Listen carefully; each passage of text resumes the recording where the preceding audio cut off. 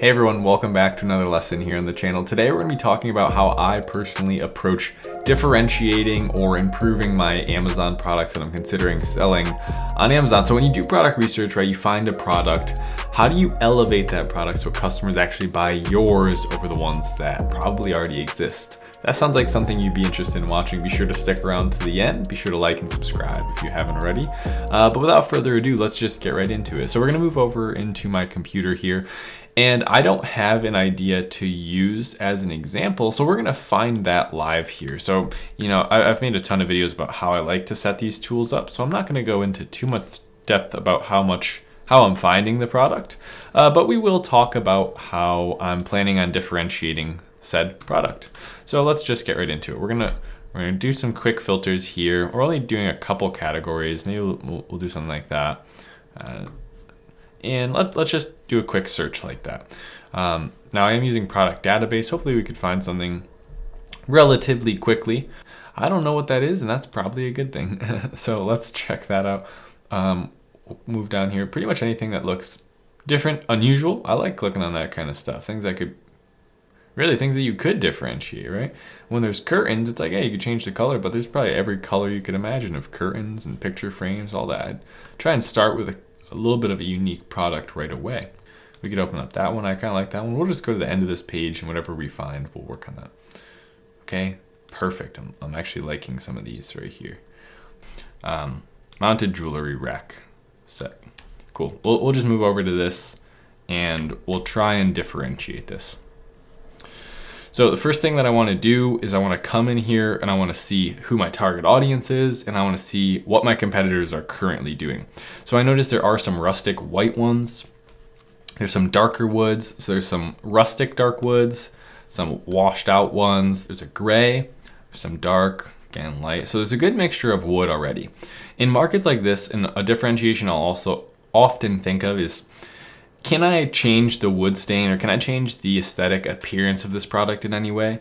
That might be enough to set me aside. If I could just come out with, the version that no one has yet, right? The full black version of this, or the full white version of this, that might be something that sets me aside enough that customers say, okay, if I want that, I can't really get that anywhere, right? I could get all these natural and rustic woods, but I can't get the all black version.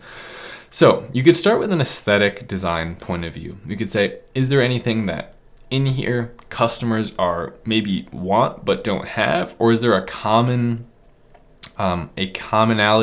amongst the market as a whole that hasn't been filtered into this specific niche yet? And what I mean by that is kind of confusing. If I go search, for instance, like mounted, if we could spell that right, shelf. Let's go look at the wood grains of these, right?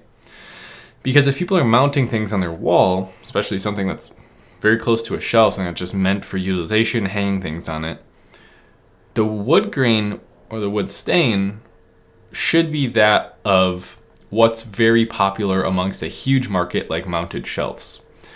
So we could look in here and say, okay, what are like the 5 most popular wood stains or wood styles or colors of this shelf in this market, and then I could come over and I could transfer that back in here. So we can see we have this kind of natural wood that looks like it almost has bark on the outside. It's definitely not the case, it's just the wood grain, but we could see that's kind of a really popular thing, just this kind of raw, lightly stained, natural looking wood. We also have black taking up the first sponsored position. We have this really light gray one with 3,500 reviews, probably making 6 figures per month. And then we have some black hardware and dark wood as the next one's down. So we can use that information, and we could actually head back to our mounted jewelry rack and think about, okay, so what's missing here, right? Well, for the most part, I see a lot of different wood stains and different colors. I see a bunch of different hardware options. So maybe what I want to do now is I want to go get inspiration somewhere else.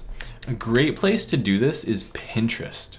So if you haven't been using Pinterest for your differentiations, you have to start this now, right? So we'll do mounted jewelry organizer. Cool. And we'll get all kinds of ideas in here, right? So Look at something as simple as that, right? That's different than what's there. That's different than what's there. This is extremely different. And what do you notice? There's four of this style right here on Pinterest. That means a lot of people are interested in this. It's getting pinned a lot. It's going to the top of Pinterest. All right, this one's Etsy, this one's Etsy, this one's Etsy, this one's Etsy. Or maybe that's just an ad. Those are selling for $90, right? I mean, that's pretty crazy. So if people really like this, I mean, they're everywhere. I didn't see a single one of those on Amazon. So you see how we can pull from external resources like other Amazon pages in a similar market with a similar concept, or we could go directly to the source like Pinterest and look for inspiration that isn't on Amazon yet. So the one thing I want you to take away from this is my methodology always relies on using data from people who are interested in this product. What I would say is don't just try and come up with a differentiation in your head. Oh, I thought of the perfect thing. Well, sometimes that works, right? But oftentimes you want to use the data from the people who are going to be buying this, right? It probably wouldn't be beneficial to make a red shelf here. Maybe you get 3 sales a month, but you're not going to get 300 sales a month, most likely. Because that's a very odd choice in home decor, right? It's extremely odd.